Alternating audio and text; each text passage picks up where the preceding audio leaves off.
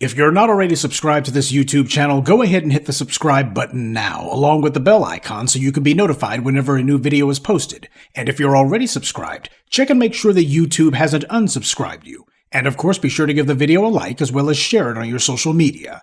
The white supremacists hate that. And now, the Sunday address. Gee, you ever see one of those fights where there's just no good guys to root for? Well, here's another one for you. Shannon Sharpe's viral interview with Katt Williams caught fire, getting tens of millions of views in only a week or so.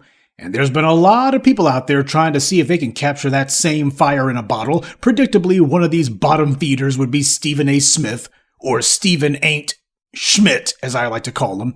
This last week, he decided to try to manufacture his own viral video by going in on, well, not the industry like Katt Williams did, because Stephen Smith's terrified of everybody in the white media, from the athletes to especially the white media executives who he answers to. So instead, he went the safe route. He went in on one person, a black person, of course, Jason Whitlock. Yawn. By the way, I have no sympathy for Whitlock. It's fine to go ahead and trash him, but just keep in mind, he's a safe target. Stephen Smith was acting like he had no choice but to make this video, when in reality he did this as shameless self-promotion. Now, before he spouted his expletives and invectives about Whitlock, he commented on the Pat McAfee controversy because, as he put it, he wasn't going to be immature enough to speak on family business. The executives that we answer to at ESPN, they're my bosses. And I'm not going to be stupid enough, irresponsible enough, immature enough to think about that I can talk about family business. I don't do that. That's not going to happen. So don't expect me to speak on that ever. Ever. Ever. Ever. Did I say ever? Family business, he says. Family. Really? I mean, talk about going totally overboard to show the white executives at Disney that he considers them to be family. Or maybe he hopes they consider him to be family. You know, on the plantations, that was how the slave masters tried to present the black people they held captive and tortured and raped and worked to death. They presented it as some kind of putrid, sick, demented family. Sure, it was a family, all right, if you're talking about the Manson family. When Stephen Smith says family business, it's ridiculous because he's not some equal partner at the table. They're the adults. They give him his weekly allowance, and he does what they tell him to do. So after his little preamble, he finally got to the actual subject. It's time for me to address this. I'm only going to do it once because this bastard is worth less than a damn cockroach. He wanted my attention. He's got it. Jason Whitlock. I said that name. It's not a name I've uttered. I normally don't do that, but it's necessary to do now. I've had enough of that fat bastard.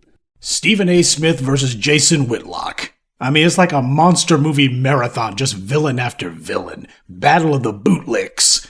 He wanted to go in on the fat man himself, who doesn't have anywhere near the audience that Stephen Smith does, a bloated, self-hating opportunist who has done nothing to warrant Smith's attention, much less a response. But hey, the Katt Williams video is hot right now. Shannon Sharpe is frequently on ESPN with Stephen Smith, so there's only about 1 degree of separation between them. Why not try to get some shine for yourself, am I right?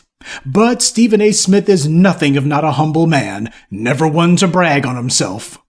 I'm the face of ESPN, and obviously there's a lot of things that went on this week in regards to Pat McAfee. Of course, we don't concern ourselves with that at all. I could care less about the palace intrigue over at ESPN, though I did find it very interesting that he decided to say that he was the face of ESPN. Yeah, he wants to let them know, I'm a big man around here, I'm important around here. But he then went on to say this. I did the same when I emailed the bosses at ESPN. This is my podcast. I own and operate this. I do what I want on this podcast. But it doesn't mean that I still don't harbor a responsibility to at least give my daytime employers a heads up as to what I'm about to do. So, after prostrating himself to his owners at ESPN, employers, begging their forgiveness in advance for things he intended to say about a man who isn't an employee of ESPN and isn't associated with them in any way, comments Smith had already decided to make on his own personal podcast, but even so, because a slave doesn't so much as sneeze without first asking Massa if it's all right, he had to check in with his paymasters to get their permission, make sure it was okay with them. I'm gonna speak my mind, if the bosses say that it's all right, I got a responsibility to check in with them. This is called trying to have it both ways. He's asking the white executives at ESPN if it's okay for him to speak his mind on his own podcast, but at the same time, he's his own man, right? Look, he just needs to be honest and say, okay, I work for them, and that being the case, if they say that I can't say it, I'm not going to. Why didn't he just be honest and say that? I want to speak my mind, but I had to ask their permission first, as long as he's honest about it. As long as he's honest about the fact that he's got to ask them whether or not it's okay for him to speak and what he's allowed to say, that's fine. But all of this trying to act like, oh, I'm just giving them advance warning of what I'm going to say regardless. No, that's not true at all. But after he checked in with Massa to get permission to speak his mind, he then said he contacted his sisters, nieces, nephews, and the boys in the industry. My sisters, my nieces and nephews, my boys in the industry, everybody that I could reach out to in time has been warned. Now, honestly, considering what a shameless, self-promoting opportunist Stephen Smith is, do you really believe that he was warning his family, or was he asking them to help spread the word so he could get this to go viral? But nonetheless, I find it interesting that he's trying to act as if he's just giving people a heads up and being so considerate, because earlier on he said that he was only going to do this one time. Now, if you honestly believe that this is the last time he's going to mention Jason Whitlock, I got a bridge to sell you. As he said at the beginning, he almost never says Jason Whitlock's name. Almost means that he said it in the past, and he will do so in the future. This kind of blatant open tongue lashing, it guarantees that everyone's going to be asking him about this for a long while, which was the entire point of doing it. The video was clickbait, and it worked. It's gotten over 1 million views already. Typically, Steven's YouTube channel numbers fluctuate wildly. A hell of a lot of his videos usually get about 5,000 to 7,000 views, though a number of them, depending on the subject matter, could get as high as 100,000 views. That seems to be kind of rare for him. But most of his views are, on the average, between 40 and 50,000 views a video, on the average. Now, this is the guy who claims he's the face of ESPN. I'm the face of ESPN. And yet the face of ESPN goes and does this. Now, what does that tell you about the white executives at ESPN and its parent company, Disney? He emails or calls them up first to tell them in advance that he's going to go on a profanity-filled rant on his little podcast, and they don't bat an eyelash. They don't seem to have a problem with it at all. Now, I won't play all of Smith's comments, obviously. He just went on and on and on, and he was cursing like there was no tomorrow. And after all, this is Stephen Smith we're talking about here. I don't want to subject anyone to his avalanche of BS if I can avoid it. But he went over the top pretending like he had been trying just so hard to avoid this. He was trying to restrain himself. He made oaths to people. He made promises. He promised his mother, his pastor, his owners, employers at ESPN. He promised the butcher, the baker, the candlestick maker. And he's got to do all that. He's got to give all these warnings in advance. After all, he's the face of ESPN. I'm the face of ESPN. So he did everything he could to avoid talking about Jason Whitlock, and he did his best, everything he could to hold his peace. But he simply couldn't, especially not after the success of Shannon Sharpe's viral video of Katt Williams. After that, Jason Whitlock's scurrilous attacks simply became unavoidable to respond to. Now, why would Stephen Smith be telling his family and friends that he was going to do this in advance? Stephen Smith made his reputation, such as it is, by being a shameless suck-up opportunist, a professional screaming, loud, obnoxious BS artist. He's not some saint. He's not some mild-mannered, gentle person. Nobody who knows him would ever think that about him. His diatribe about Whitlock is actually par for the course with the exception of the profanity. It's exactly what he does every day on his little TV show. This was not out of character for him at all. Why was he acting like it was? Why would he act like his family and friends wouldn't recognize him from this? He screams and yells 5 days a week about complete strangers in the sports world. He throws insults day and night about total strangers. He condescends to and tears people down all the time. The real surprise would have been if Stephen Smith had said, I'm going to have a civilized conversation with Jason Whitlock in the studio, and we're going to try to hash this out like men. Now, if he had done that, that would have been out of character for him. And to the slow coast in the room, no, I'm not saying that he should have had a conversation with Jason Whitlock at all, or even been talking about him. Neither one of them's worth a rip. Never mind that even Shannon Sharpe criticized Stephen Smith for doing this. Sharpe said that he had told Smith, don't lend your audience's attention to people like Jason Whitlock. Don't loan your audience out to people like that. Don't give them any attention. Don't give them any shine. Don't give them any air. Jason Whitlock's been pathetically trying to start some online beefing with someone, anyone, trying to beef his way to greatness, and it's not working because he has no charisma, no talent, and he doesn't even deliver his crappy little statements well. There's nothing compelling about that clown, which makes him an easy target for an overhyped blowhard like Stephen Smith, who, were it not for ESPN giving him their best time slot, nobody would know or care about him either. But that's Stephen Smith, the pathological bootlick, sucking up to his owners, employers, and letting them know that he considers ESPN to be his family. Except Stephen Smith is not the father of the family. He's not the wife. Hell, he's not even one of the children. He's the dog, the family pet. See, the family dog is part of the family too, you know. Stephen Smith attacks Jason Whitlock for the same kind of things that he himself has done. Smith's problem is that he has personality conflicts with Whitlock. Who doesn't? But even when Stephen Smith decides that he's going to call Whitlock out for his shameless bootlicking, it seems to draw a similarity between himself and Whitlock. Consider this bit of dirt that Stephen dished about how Jason Whitlock was sucking up to white executives by dumping on black people. Let me give you a quote that this guy, Greg Howard, has a recording of Jason Whitlock saying to his staff at that time. If you're more comfortable working for white people rather than working for me, and that sounds humorous, but it's the truth, fine. This is according to audio obtained by Deadspin back in 2015. Some black people are far more comfortable answering to a white person than a black person, no matter how black they like to pass themselves off to be.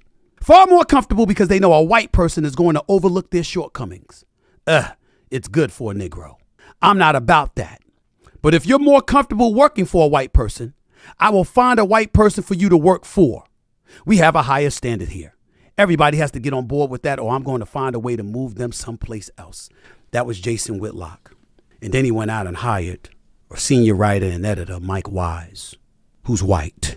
Now, for some reason, that little story that he told reminds me of how Stephen Smith was saying that he gets up every morning with only two thoughts in his head: making his bosses, who are white by the way, more money, and trying to figure out how he can finesse himself some of it. You see, the difference happens to be that Jason Whitlock was playing the game of, I'm going to ingratiate myself with these racist white media executives by saying everything that I know that they say about black people. Black people, they just want someone to hand them something, and they know white folks are going to be scared. White guilt of it. That's the stuff that he's playing to, and it's obvious that Whitlock's doing that. Now, this alleged recording, assuming that it does indeed exist, it doesn't tell us anything about Jason Whitlock that we didn't know. This man spends a lot of time shamelessly sucking up to white employers by dumping on black people. That's his ticket to ride. That's how he shows them, see, I care about your interests more than you do. Look at what I'm willing to do. I'm willing to get out here and make myself a pariah just if you'll give me a paycheck, please. The same thing Stephen Smith does, only he doesn't dump on the black community, at least not directly. But when he's sitting here saying, I only have two things in mind when I get up: how to make my bosses more money and how I can get some of it. These are flip sides of the same coin. Both of them are saying the same thing. Massa, what do I have to say to you to let you know I'm putting your interest first? I'm putting your interest above everything, Massa. Only you matter to me, Massa. Only you. Both of them are giving love letters to their employers. Both of them are trying to shamelessly ingratiate themselves to the white media paymasters that they want to get some money from. Stephen Smith, though, while he points the dirty end of the stick at Jason Whitlock, needs to take a look at himself. There's a reason why Stephen Smith has the infamous reputation that he does in the black community, because he himself has said a number of disparaging things about the black community, which he conveniently forgot about during this diatribe. Jason Whitlock's problem is that he doesn't have the talent, charisma, or knowledge to be a significant on-air personality. Hell, he's been trying to figure out some way to get himself an AM talk radio show, a real one, I mean. He thinks that if he just dumps on black people long enough, hard enough, then surely there's going to be all of these white sponsors and white radio stations, and they're going to make him the next Rush Limbaugh. I mean in terms of salary, not in terms of popularity. Nobody can pull off that miracle. He's been trying to pivot to being a right-wing mouthpiece for several years now. But nobody on that side of the political media line has been trying to give him anything, so he becomes more extreme with the rhetoric. He is clearly auditioning for a job with Fox News or Newsmax, maybe Sinclair Radio. Just give him some sort of nationwide syndicated show, something, anything. He'll take whatever he can get. But then again, Stephen Smith said he's all chummy with Mark Levin, Sean Hannity, Blaze TV, and a number of the most infamous racists on the white right. I bring up Blaze TV, which is where Whitlock works, because I want Blaze TV to understand I'm not talking about you. I know you're a conservative, I get all of that. I'm not judging accordingly. I know Mark Levin well. We have one another on speed dial. We talk all the time. The same applies to Sean Hannity, the Andrew Wilkows of the world. Okay? I talk to these folks. I'm not one of those people that's married to one side or the other. And decent people are everywhere. You, get that? He calls trash like Mark Levin, Sean Hannity, Glenn Beck, and the rest of those racist reprobates decent people. Kind of reminds you of Donald Trump calling neo-Nazis very fine people, don't it? So Stephen Smith is friends with and has great respect for a bunch of the most notorious card-carrying, mouth-frothing, knuckle-dragging, drool-on-their-shoes white supremacists. And Stephen Smith has them on speed dial and brags about it. He considers them decent people. Now tell me, how is this any better or any different than what he accused Whitlock of? He's got problems with a black person talking trash about black people, but he doesn't have a problem with the white ones who do the same kind of things. These two guys are flip sides of the same dirty coin. Black people have known since the first white supremacists set foot in Africa that the fastest way to ingratiate yourself with white power is to attack other black people. Also, I need to reiterate here, even though I haven't played any of those clips, trust me, Stephen Smith was trying to curse up a storm. He was doing that to try to get some attention. That was basically what this diatribe was full of, all these little four-letter words, and he's acting like a kid who just discovered a new word and going overboard with it. But then again, that's what bootlicks always do, just like Roly-Poly and Eli Mistal. Oh, these guys are so reserved and so poised, and they don't use salty language whenever they're in front of white company. They only get profane when they're talking about black people. When it comes time to talk about black people, oh, they just make sure that all the four-letter words are flying. They just can't contain themselves. When Stephen Smith said that he told his white paymasters, employers at ESPN that he was going to pull this stunt, of course he knew they would approve, because he was going to go in on another black person. See, they don't have a problem with that. They never do. If Stephen Smith really wanted to show some nerve, he would have gone in on, say, Mark Levin or some other white media personality, but his white paymasters at ESPN wouldn't have approved of that, no matter who he went in on. Anytime some black person in the white media calls themselves talking recklessly about a white person, be it Don Lemon or Tiffany Cross, they get the boot. But if you curse and attack black people, well, there's nothing to see here. Now again, for the folks who don't pay attention, there's nobody to root for here. I don't like either one of these fools, but it says a lot that both of them make it a point to go in on black people like crazy, but they watch their tongues if they're talking about white people. They know the rules of working for the white media. This is how these bootlicks always wind up, at one another's throats. Bootlicking doesn't come with a retirement plan, but if you work it the right way, you can get the occasional monthly bonus. If your masters let you keep it, that is. These two can claim to hate each other all they want, but the reality is the similarities between them far outweigh the differences. About the only difference between the two of them is 100 pounds and half a head of hair. And that's the real reason they don't like each other, because they're both so similar. Both of them don't respect anything or anyone except for their white paymasters. Both of them have nothing but contempt for the black community. Both of them have stepped on plenty of people's heads to get to where they are, although Stephen Smith got a lot farther than Whitlock. For his part, Whitlock has tried to capitalize on this would-be beef with Stephen Smith, but as with everything else he's ever done, he's been a disappointment on that one too. So this fight will be largely one-sided, but that doesn't mean that it won't be gratifying to watch these two bootlicks trading insults.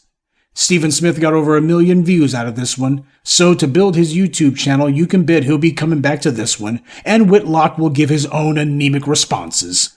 And what do I think about all this? Well, to borrow a phrase from Star Wars, begun the Coon Wars have. Good evening, and be one.